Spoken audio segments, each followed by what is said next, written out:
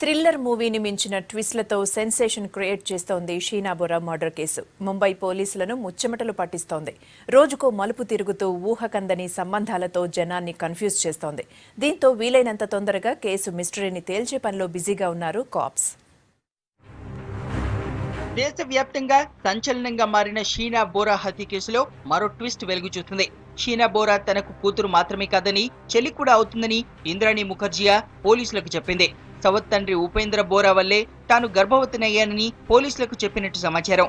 ఇక Sheena birth certificate లోనూ తండ్రిగా ఉపేంద్ర పేరే నమోదైంది.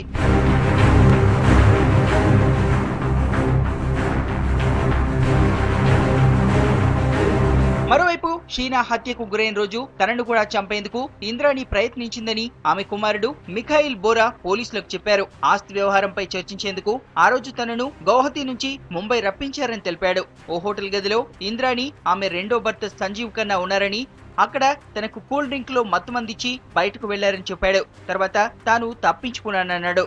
ఇదే విషయాన్ని ఇంద్రాణి డ్రైవర్ శ్యామ్రాయ్ కూడా పోలీసుల ఎంక్వైరీలో కన్ఫర్మ్ చేశాడు.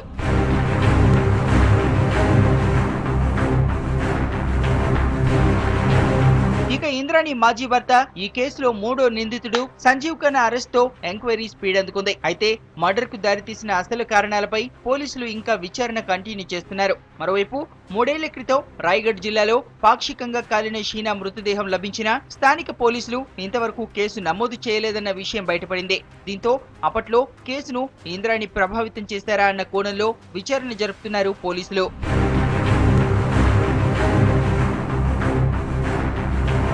మరోవైపు హత్యకు ఉపయోగించిన కారును స్వాధీనం చేసుకున్నారు పోలీసులు.